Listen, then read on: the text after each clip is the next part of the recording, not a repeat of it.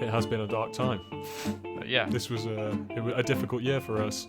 It started with promise, and it's come to embody everything that I hate about my favourite art form, which is movies. It's been like the slow defeat. We've we started off in like the glorious first stage, and we're currently sort of tracking through the mud that is the third age. And our foes are getting lamer, but also more threatening as we grow weaker. There's always been some kind of glimmer of hope on the horizon, and obviously there have been vestiges of victory in unlikely places. I mean, I didn't want to reach the end of this year by thinking, you know what, one of the best things I saw was Avengers Endgame.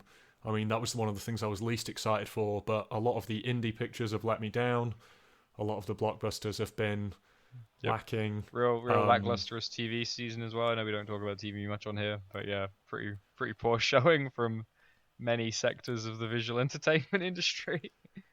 So this is Aaron and Josh, Check for Traps, reading the last rites of the year prematurely. We're going to be talking about the few remaining movies of interest whatsoever coming out in the next few months. We've got a bountiful, well, not the opposite of bountiful. We've got a selection. We've got what remains. the opposite of a bounty. We've got what the studios thought needed to be kicked into the October-November wasteland, and what they banked everything on for Christmas. Less aplenty and more of what dries up in a gutter on a sunny day. There's some fag ends, there's some Rizzlers that you can't use anymore. If you get really close and inhale, you'll be able to smell the remains of a Foster's that's dried out a bit. So we're gonna come in strong on the kind of the main release of the year, and we're going to talk about that in depth. But it's tentpole movies. Indeed, the franchise ender to end all franchise enders until the next one, but Star Wars Episode 9, The Rise of Skywalker. The Rise of Skywalker. I was thinking, actually, about what a terrible title this is for the end of... Not only the end of a trilogy, but the end of a trilogy of trilogies. I mean, I think even Revenge of the Sith is a better name. And I'm not, like, trying to, hate on, like, nitpick and hate on it, but I'm just thinking in terms of things that evoke the end... Like, The Rise of the Skywalker doesn't really do it for me. No, I agree. I mean, anything else. You could have just had the end of something. I wouldn't have even thought that was bad. You know what I would have preferred? We were talking about Jesus movies earlier today. I would have preferred The Passion of the Skywalker. Definitely. Well, but like in the old sense, like the suffering of the Skywalker. Yes, indeed. Passio el de Skywalker. For all you Latin fans out there. I think I've told you before, but I am really excited for this film to be out, just so the cultural debate moves forward from The Last Jedi. Like, I'm really looking forward to that having the context that the movie after it will give it is going to be really good for me and my YouTube viewing experience. Linking in with what we were saying earlier about how this, and as we've said over the months now, how this year has kind of embodied everything that we actually find quite disagreeable about popular movie culture. I think that's what upsets me the most about The Rise of Skywalker, in that I just want to be clear, caring too much about Star Wars is absolutely pathetic, and yet I consider myself one of those people, unfortunately. But it's also a very valid way to make a living these days, seemingly. Like, all you need to do is hate women and love Star Wars, and by God, you can get checks for days. Indeed, if only we were more misogynist. But I mean, it's upsetting that so much is not riding on this movie like I care about like the end of Star Wars, but just because I haven't seen that many interesting movies this year, that this trilogy that for me started off very well, then had a very strange middle chapter, just kind of has to stagger to its end, and it's almost like a I don't know, it's like a perverse joke in some like David Fincher movie, because it's Star Wars, so it objectively means a lot just because so much has come before it. And then it's even worse because it was this kind of like Faustian gambit where, as fans, we were all like, resurrect the trilogy, bring back the saga, and do it right this time, kind of right the wrongs of the prequel series. And they were like, oh, we'll bring it back, but you'll come to hate it for entirely different reasons. And, I mean, hate is a strong word, but... Yeah, we've had a rough ride to get here. I think it's just probably going to... I mean, unless they do this time travel stuff that we'll go into, it's just going to be really boring. Yeah, I think the thing is, we've had since Disney took over tenureship, we've had 4 films, right? We've had Mm, Force Awakens, Rogue One, Last Jedi, Solo. Solo. And I think the thing is, I honestly even think if we just had 7 and 8, we might have been better disposed towards this film. Yeah, it's a very strange feeling. It's not. I mean, compared to the sheer, or not sheer excitement is a bit too strong. I felt genuine excitement going heading into the Last Jedi. Yes, me too. And Me too. I had been 2 years, a lot had changed in my life, but I was like, hey, this is seemingly a constant now, is that I get a big Star Wars movie every 2 years, and I guess that's kind of cool. And then before Yeah. that cycle could even really take off, I had to watch it explode in front of me. And then again, like I said, 2 more years have passed, a lot more's changed. And yet, there's no excitement now. There's like I said, there's a strange sense of, oh, thank God, this 2 years is over in Yes. terms of what people have been talking about, and that's about it. I mean, and I guess like thank God that Star Wars will move past the Skywalkers now, and it can. I mean, I believe there is enough in the Star Wars universe. It's iconic enough, and that people are invested enough that you can make other stories in it. Mm. So that's fine. I don't agree that this is it for Star Wars.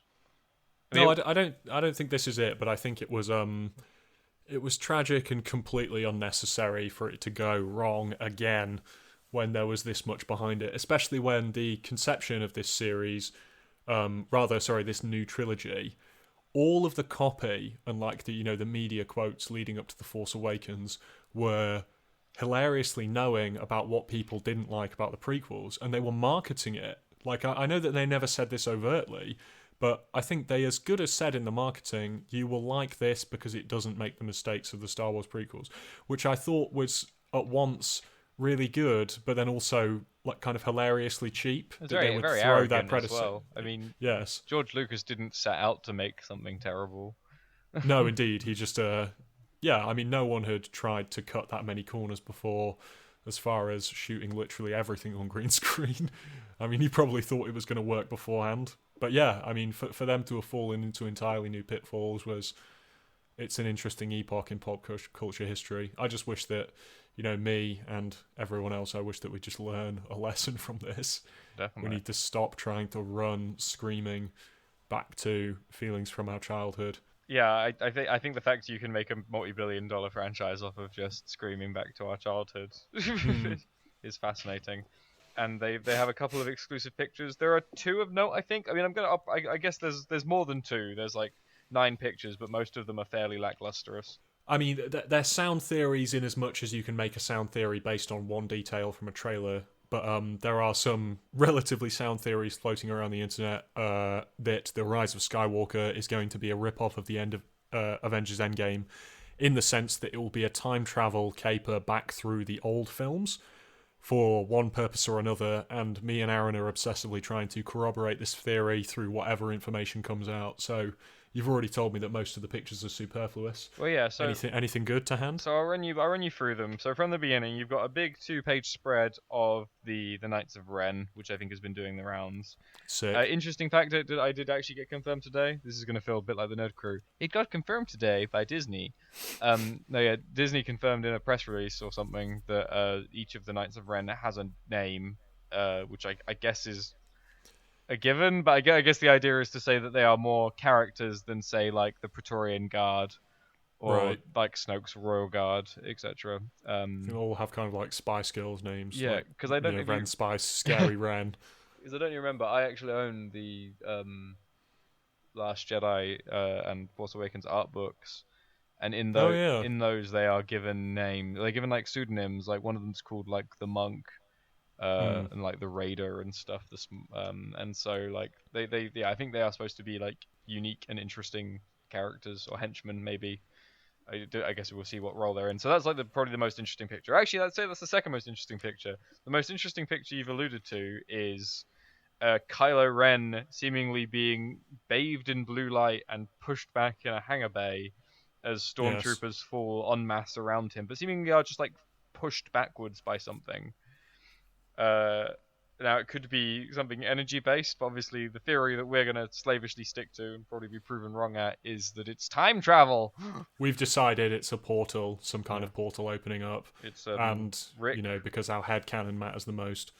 Rick from Rick and Morty has burst through, and Dan Harmon is collecting a big check. Indeed.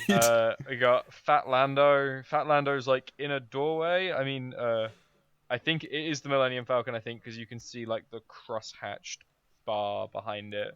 The Right. Millennium Falcon is clearly on a planet. It's a planet with the same like sunshine as the Leaf Planet that Rey is pictured next to. There is also a picture. I think it's a. I assume this is a.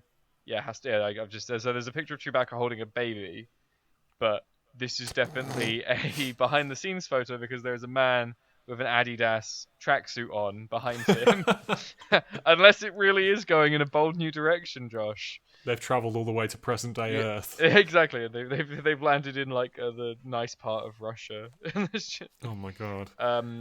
Yeah, no, that's definitely a behind-the-scenes photo. Then there is a still of that same planet, the same like lighting on that planet, and it's Rey, Finn, Poe, Chewbacca, and what's he called? BB-8, all talking to C-3PO, who I hear goes crazy in this one, by the way. Is it having seen so much war and had so little effect on it that drives him mad? I don't know. Yeah, I guess like being redundant for 40 years has driven him insane. J.J. Abrams, interestingly enough, also goes into a bit of the philosophy behind Kylo's mask and why he's got it back. Oh god. He says having him be masked but also fractured, because apparently the mask has been repaired like poorly, is a very intentional thing. Like that classic Japanese process of taking ceramics and repairing them. Right. Post-traumatic growth. Yeah, and how it breaks in a way, and how the breaks in a way define the beauty of the piece as much as the original itself. As fractured as Kylo Ren is, the mask is becoming a visual representation of that. There is something about this that tells his history. His mask doesn't ultimately hide him, but reveals him and his behavior. I don't really know why the mask's back. I don't think it really needs to be, but I guess that's as good a reason. I mean, that's more thought than probably Rian Johnson put into any given part of The Last Jedi, so... I'll just say that, we appreciate that he's trying to resume his identity as a baddie. And I'm going to say baddie rather than supreme leader because it's, it's on that level. Yep. He wants to be a bad guy, but, if I had Adam Driver, I would want to be showing his face as much as possible just because he's an excellent actor.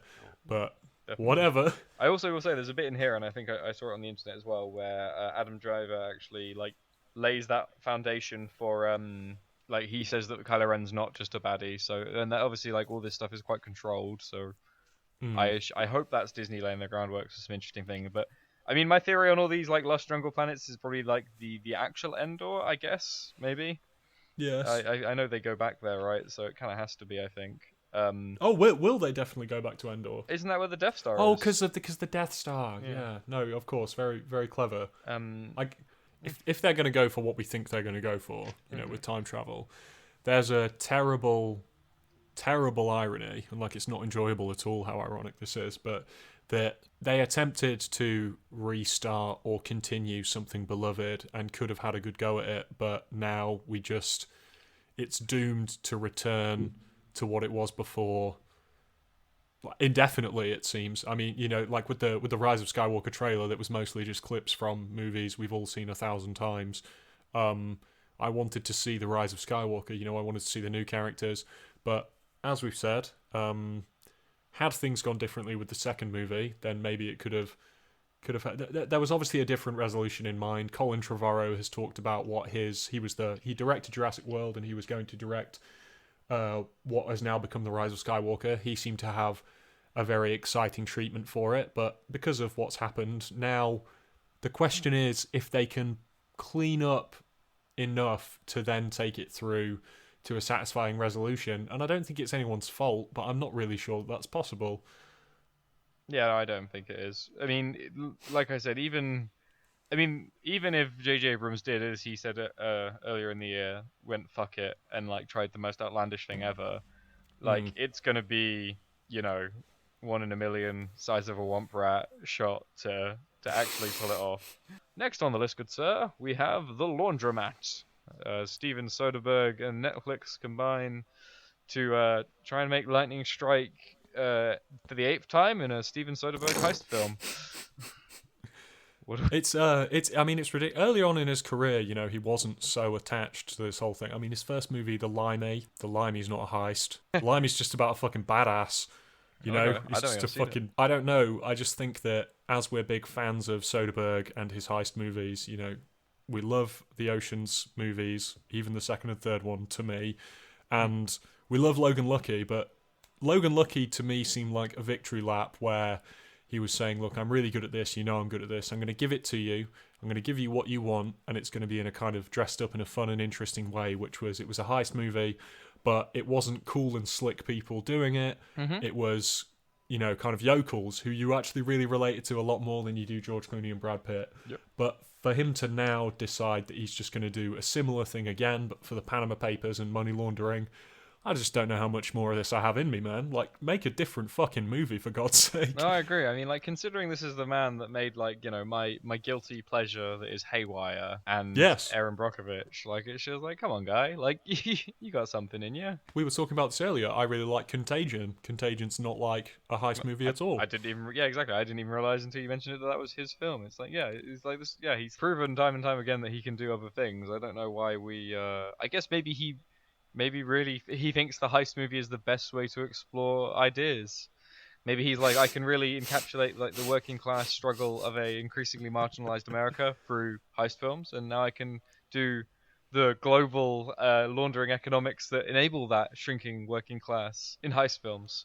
As we previously discussed, I mean, if he's going to apply his kind of zany jazz flute tracking shot cool person formula to this subject matter, you know, money laundering, international, like legitimate money laundering in the form of the Panama Papers scandal. The problem is this has been done before. You know, Adam McKay made The Big Short, for better or worse, and it almost seems as though he's copying someone else, and you wouldn't. It's a bit awkward being in a situation where an auteur like Soderbergh seems to be chasing a trend. I mean, he's chasing a trend that like only he's engaged in, though. It's sort of like a really weird and frenetic thing. It's like he's like, oh well, I guess I've got a niche now. But it's like you have a niche, but you don't need to stay in it. Like, I'm sure Netflix would have hired you to make any number of things. You've got more than enough accolades to your name. Like, is there's this weird thing where like everyone just turns him away unless it's a heist film? Well, yeah, indeed, actually, and that's kind of an interesting question, and I think that may lead us on to The Irishman. Speaking of people who you start to suspect they can't get any funding except if they're working within their niche, The Irishman is about to come out. We're both going to be watching that one on day one. It's a Netflix release, and the conflict I feel in me is Darth Vader levels of strong. I mean, I came up on Scorsese movies, and I love them dearly, but he hasn't made a good movie for a long time. The last good one I remember was The Departed in 2006. And then I remember Hugo. The Wolf of Wall Street is a good movie that, once again, is a retread of ground he's already been on. The Wolf of Wall Street, the problem with that is it felt like a movie that someone who loved Martin Scorsese movies decided to adapt the book The Wolf of Wall Street. It was like self-imitation. Yeah. And then there was Silence, which he said he was trying to get made for like 40 years. And in the same vein as what you were saying, people really didn't want to give him the money for it. Which was interesting because they were right. I was about to say, yeah, out to suck. That might have been a rare example of greed being good. Yeah, no. Your thoughts on The Irishman? It's actually happening. I mean, I tell you what, you know, considering they couldn't get the money for the de-aging technology, I saw the 4 stills of De Niro's character. I mean, when they're not moving, which again is a bad barometer for it, but when they're not moving, they look pretty good. In the most recent trailer, I found the other scenes with him when he's younger than he obviously is now to have way more convincing effects than the one they chose to go with in the reveal trailer. And I think it may have been because that was a 360 pan, but it does beg the question why you would include the worst looking VFX shot in your original trailer. Maybe some weird fucking PR guy was like, you lead with the worst one, everyone will be impressed after that. It's like, sure. What a genius. But yeah, no, it looks fine. I mean, again, I think it's probably just the lowering expectations, because I think, you know, anything good you distort in your mind to be better, and anything bad you distort to be worse. So I think I just remembered it being fucking awful, and then I remembered it being like Aquaman levels, like Django Fett Aquaman levels of bad, and then I looked at it and I was like, oh, it's really okay. Quite excited, which I guess is more than I can say about Star Wars. Indeed. So I guess only good things from me on the line of it. Obviously, I'm concerned. I think concern is the right word for it. I'm also like I think you've said this before as well. Maybe on a different one. Is that I'm worried that this might be it, and if it's obviously it might be a pretty terrible send off. Well, like all, what I say, like all. No, fuck it. Let's do it. Let's have fun. Like all near-death old people, Martin Scorsese seems to be convinced, and he's behaving as though he has like another 30 years in him. Because if you look at his projects that are actually on the table, there's quite a few, including ones he's been talking about getting off the ground for so long that it's just like, it's almost like he's stumbling. I love Scorsese, by the way. I fucking love Scorsese, so I want that to be clear when I say something this disrespectful, but it's like watching a man shuffling around in a nursing home talking about getting like the band back together. Like when he talks about doing the Sinatra movie with DiCaprio as Frank Sinatra, it's like DiCaprio is already too old to play any of the Sinatra roles of any of his eras. I mean, it's just, this surely isn't happening. So yeah, if The Irishman is the full stop at the end of this career, I just really hope he has something to say in it that transcends most of what he said before, because I mean he's a victim of his own success. We were talking about the King of Comedy today.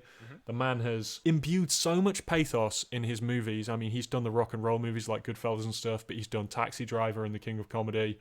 After Hours is very funny, and also weirdly creepy at times. And I wonder what it is that he's going to bring to this, which just seems to be another gangster picture that takes place over a series of eras that he hasn't already done before. And the most that I've been able to hope with you is that, because this is about kind of like a union mob situation. Yeah, they might have a bit more of that side of the politics in it.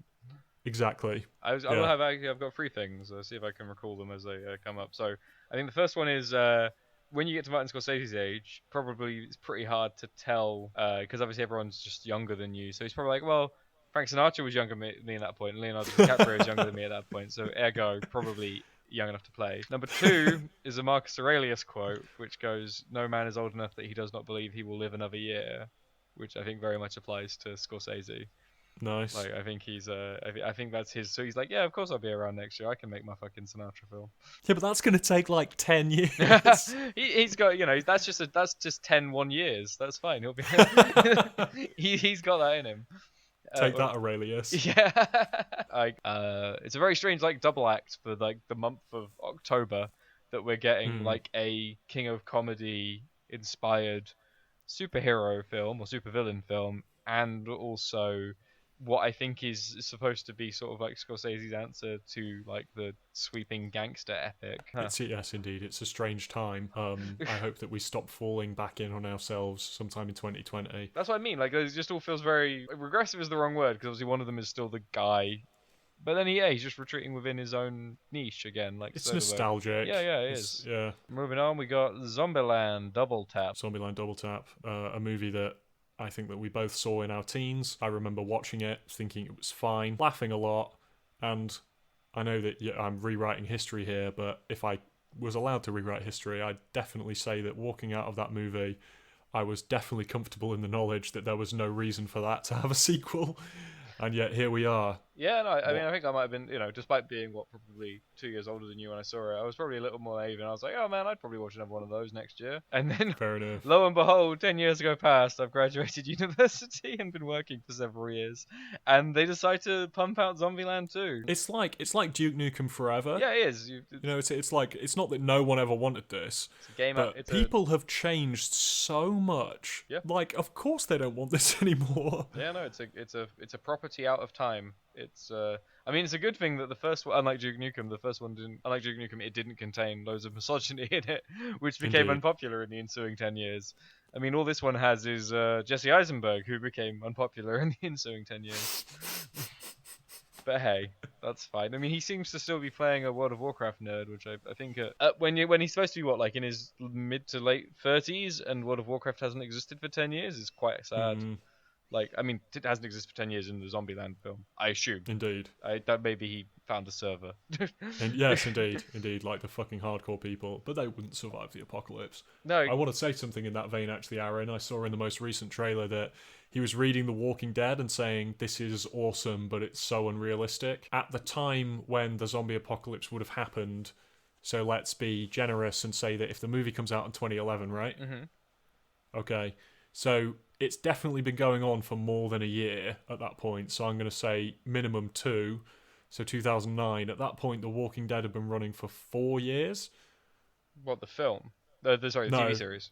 no, Oh, just the comic book the itself. comic book, Okay. exactly. So it's just like, I don't know, he has like The Walking Dead, and it's like I'm not sure if it would have even gotten far enough along for it to be reflective of his experience in Zombieland Double Tap. I don't know. Also, I it just thought wouldn't it was be. really cheap. Yeah, definitely, and it also wouldn't be remarkable because the TV show hadn't rocketed it to right. Yes. Like it never got Yeah. made, so there's no. I mean, unless he just finds a comic book that happens to be relevant to us.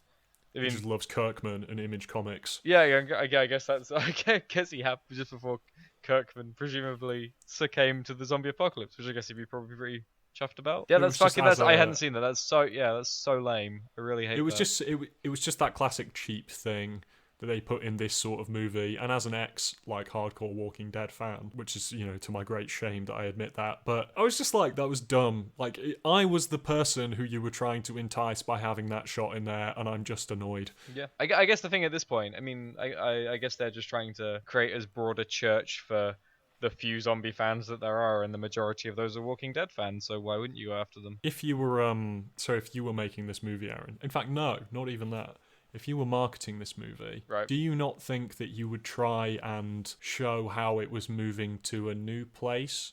Because it just looks like a victory lap for Zombieland 1. Like they've got zombie kills of the week still. They're in places they should. Yeah, they're in places they shouldn't be, like the White House. But I would think that after this much time has passed, you would want to do much like The Walking Dead. You want to kind of try and switch up the formula, go into a time period that people hadn't explored before. You know, Yeah. maybe like the feudal society time period or something. No, definitely. I mean, I think the stupid thing about this is that there's that little girl who's now obviously a grown woman, and supposedly She can probably drink. that's what I mean, and supposedly they're still doing the same dumbass shit that they were 8-9 years ago. Hmm. Like name one thing in your life that you did like 8-9 years ago that you still do now. Like, and that is not including like the fucking zombie apocalypse on your door. Like, Hmm. would they really find breaking stuff? Because I remember that was a big thing in number one, wasn't it? They just broke stuff sometimes. Yeah, yeah. So like, well, yeah, would you still find that endearing? Is there much stuff to break? No one's making anything anymore because apparently you've not started producing stuff again. How do you still have ammo for your guns? Where are you getting your food from? Do you collect rainwater now? Like there's if you're gonna have these characters age, and you have to because one of them was an actual child and now isn't, then I want some fucking answers. Unless you've just been, yeah, borrowing for tomorrow from for the last 9 years. Yeah, I mean, my closing comment on Zombieland Double Tap is if this amount of time had passed and I was in the zombie apocalypse, breaking stuff and joking about Bill Murray, I would have killed myself already. Oh yeah, God, Bill Murray's gonna be back fucking in it. Jesus Christ. There's a tragic series of full stops. In fact, it's only been full stops for the last couple of years. Just a rolling ellipsis on that man's career. I think it's probably momentarily satisfying being on a movie set of a director, of which there are many who just say, "Oh, Bill, I loved your shit. You're so awesome. We're just going to have you being Bill. You're just going to be Bill on this one. You're just going to be Bill fucking Murray, like the meme that you are." But Yeah. Jesus, I mean, looking back on, 15 years of that now? It's like, how have you not killed yourself? Well, I guess it probably makes him feel better compared to the other one where it's like in Ghostbusters, he's like, "Oh, hello, fucking Bill. You didn't want to be here, but you're here now, aren't you, Bill? Yeah. Welcome to the fucking show, Bill. Oh, do you want That's a right, seat, Bill? Bill. You don't get a seat, Bill. Seats are for people who wanted to be here. You're Bill." contractually obligated, Bill. Yeah. So what else do we have? What's the next one? Next one is Terminator Dark. I mean, another time travel film. All I know about this one is that, as we've said, someone who we know who I wouldn't expect to have this like particular disease, but it turns out they're a hardcore Terminator fan who will see anything that takes place in the Terminator universe and explain to me apropos of nothing that this movie is the canonical sequel to Terminator 2 Judgment Day because James Cameron is back in the game and he's disregarded everything else, which I find mind-boggling and has almost made me interested in watching it. But he's got the rights back from Universal or whoever used to own it. Yeah. And now he's like taken loads of Chinese funding, and I'm really interested to see where this goes. as I think you learned, was it you who learned how little I know about Terminator when I thought that the T-800 was Asian? So Aaron saw the Asian gentleman in this trailer who's dressed as the T-1000 and was like, "Oh, they've brought back the The Asian guy. T-1000 from Judgment Yeah, Day," well, like that and guy. it took minutes upon minutes of just prolonged outrage for me to convince him that. I mean, not outrage like it's a problem. I mean, but it was more like I- bemusement. I think it was. Yeah, it Yes. was disbelief. Yes, the T-1000 in Terminator 2 Judgment Day is not only not an Asian man, but he's like an extremely white man with like blonde hair. I literally, that is not what I remember. But yeah, good news is we'll be watching that film soon, so we'll have the answers that I desperately crave as to what the hell happened. But yeah, so I mean, that's where I'm coming from on this one. I watched 1 and 2. I don't really remember them. Well, I don't really remember 2 that well. Think I watched 3 as well, and I definitely watched Terminator Salvation with Christian Bale in the best movie cinema because Yeah. I always remember the Council of World Leaders in the submarine because that's Indeed. the best scene ever filmed. Who also who get baited in the most obvious way possible to revealing their location and getting nuked. Exactly, that's their only act in the film. They sit around. I think they might send him on a mission beforehand, and then they get baited and nuked. Love it. So yeah, I didn't see Genesis SYS.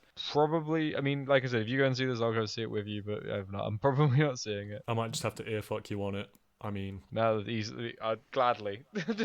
to link it back in with the theme, the thing that annoys me is that I'm upset that this is what we have to talk about for winter 2019. I mean, I don't want to be in an ideal world. I wouldn't even have time to talk about Terminator Dark Fate, and yet, because I'm being so aggressively throat fucked by our capitalist masters, that's one of the mainstays. It's occupying my headspace. Yeah, no, it's ridiculous. I mean, it's one of like the last big releases of the year, and it's like, what is it, the 6th, 7th Terminator film?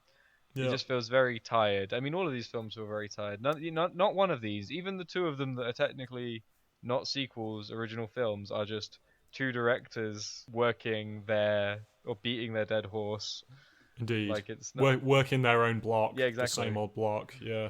and so yeah, I'm not particularly enthralled. But I mean, like I said, some of them I think will be interesting. I think it will be funny as fuck to laugh at Zombieland Double Tap.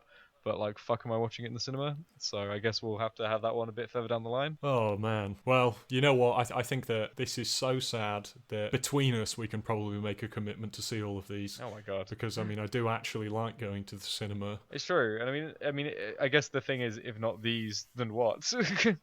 Yeah, exactly. Oh, Rambo: Last Blood. Sorry, of course. I literally just remembered I saw that on the front of a bus today. Are you gonna go watch the most racist film of the year ever? It's really, really hard because we were both riding off the back of our Creed love and our general Sylvester Stallone worship. Mm-hmm. I wanted to like the idea of the kind of the Western Rambo movie, but when we knew so little about it, all it seemed that we were going to walk into was a kind of, I don't know, like a kind of The Searchers copy or something. It was, and I was down for that. I wanted him to evoke old westerns, but yeah, the press reaction has got me quite worried that it's pretty fascist dog whistly. I mean, Yeah, well, people keep calling it like the MAGA action film, and I always worried again, like they could be green booking us. But yes. looking, like you said, looking at the trailer, looking at everything associated with it, I'm really worried. Yeah, that it might have just gone in a weird direction. And again, given the times we live in, and given like the culture, the social culture that I imagine Stallone exists in, I can see why he thought this was acceptable. But yeah, perhaps it doesn't play well. I tell you what, because I was explaining to you that Stallone has a history with this in the movies he made in the 80s, one of which being Cobra, which is him fighting crime, but it's like a criminal scourge that just... He had a Reagan-era misunderstanding of what drove crime, and it wasn't necessity.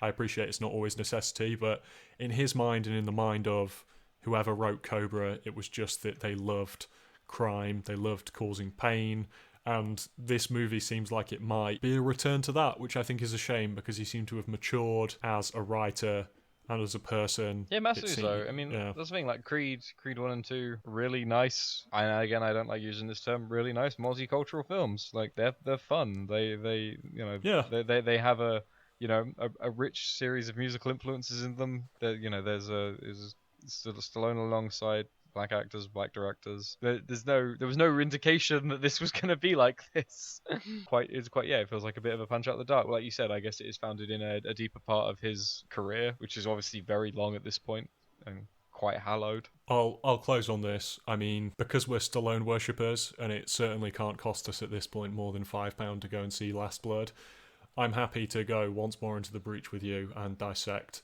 whatever racism we may find. Oh, definitely. Well, in the form of Last Blood. Especially after Green Book, which hopefully will be up by this point. By the point anyone's listening to this, like Indeed. I'm never gonna fucking believe what someone tells me about a supposedly problematic film ever again. Because it'll just definitely. get in there and it'll just be him eating fucking hot dogs for 2 hours, and I'll be like, oh, and I was fucking lied to again. It's these bloody Italians. They just like eating hot dogs.